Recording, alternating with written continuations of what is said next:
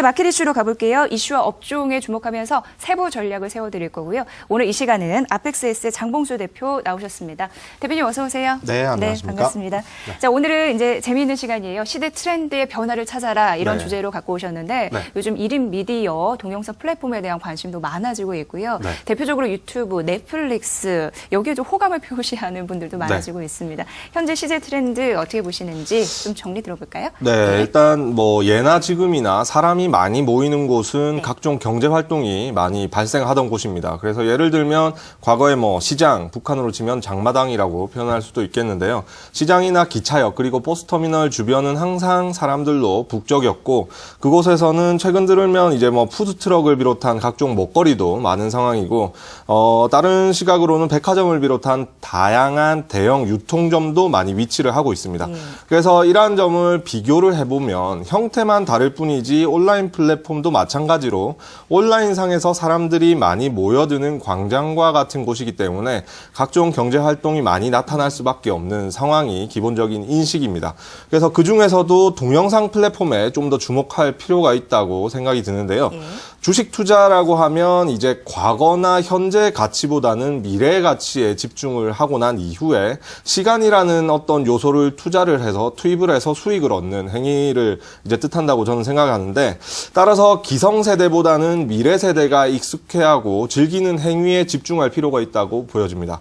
그래서 기성세대의 특징이라고 하면 상대적으로 글이나 문자 문화에 많이 익숙한 특징을 보이고 있고 반면에 이제 30대 중반 이후에 어떤 젊은 세대 같은 경우는 동영상에 많이 익숙한 특징을 보이고 있기 때문입니다.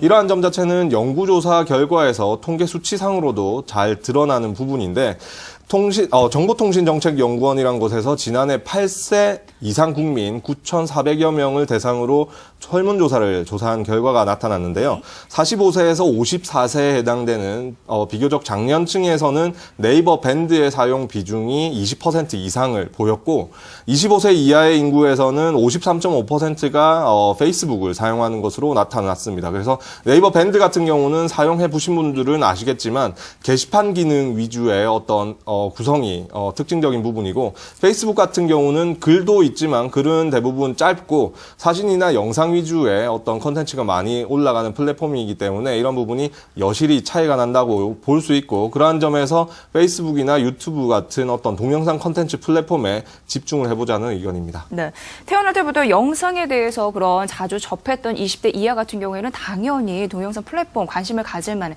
자연스러운 그런 흐름이지 않을까 문화적, 사회적 그런 생각이 듭니다. 어떤 부분으로 투자 전략을 짜야 될지 시대 흐름 조금 더 파악을 해주실까요? 일단 이 20대 이하 세대가 동영상 플랫폼에 관심을 가지는 이유에 대해서 정확히 파악을 해야 투자도 어떤 포인트가 생길 것 같은데 크게 세 가지라고 보여집니다. 첫 번째는 개방성이라는 요소인데요.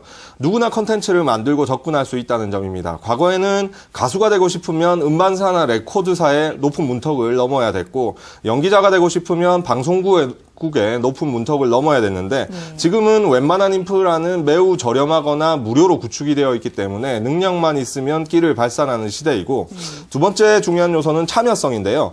일방통행의 어떤 흐름보다는 자신의 의견을 반영하고 싶은 의지가 강한 세대입니다. 그래서 공중파나 종편의 어떤 방송 시스템을 보게 되면 일방통행의 어떤 내용을 전달하는 일방적인 내용 전달성의 어떤 흐름이 보여지는데 유튜브나 아프리카 TV와 같은 동영상 플랫폼 같은 경우는 채팅을 통해서 또는 이모티콘 등으로 의견을 전달하는 것이 가능하다는 점입니다. 그래서 작년에 이제 종영이 되었지만 마이리틀 텔레비전, 마리텔 같은 경우에도 이 양방향 소통을 통해서 인기를 얻은 프로그램이라고 생각이 됩니다.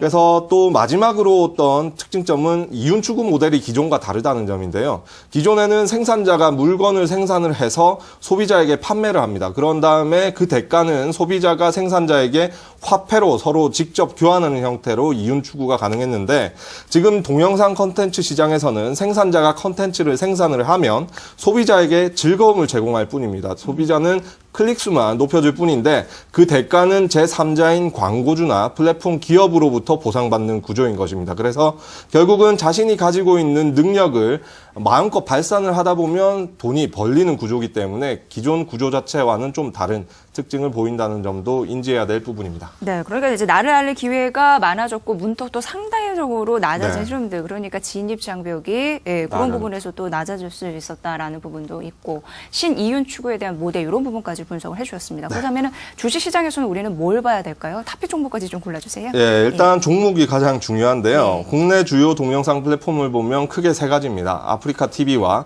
그리고 네이버 TV와 연결된 종목으로 치면 네이버, 그리고 카카오 TV를 서비스하고 있는 카카오로 요약이 되는데, 카카오 TV는 여타 두 서비스에 비해서 상대적으로 활성화 정도가 낮다는 특징이 보이기 때문에 핵심은 아프리카 TV와 네이버 TV로 요약이 될 수 있는데, 아프리카 TV 같은 경우는 플랫폼의 개방성에 집중을 하고 있는 플랫폼입니다. 따라서 쉽게 누구나 컨텐츠를 제작할 수 있게끔 하는데 방점이 있는 서비스이고, 네이버 TV 같은 경우는 정제되고 잘 가다듬어진 컨텐츠를 제공하는데 집중을 하고 있습니다. 그래서 동영상을 업로드할 수 있는 채널을 개설함에 있어서 네이버 TV 같은 경우는 상대적으로 조건이 더 까다로운 특징을 보인다는 점이 특징점인데, 이러한 점을 고려를 했을 때 저는 탑픽을 아프리카 TV로 선정을 하겠는데요. 왜냐하면 이 동영상 플랫폼의 핵심은 컨텐츠이기 때문에 컨텐츠를 생산할 수 있는 이 BJ가 많으면 많을수록 성장 포텐셜이 높다고 판단을 하기 때문입니다. 그래서 이러한 부분이 핵심이고,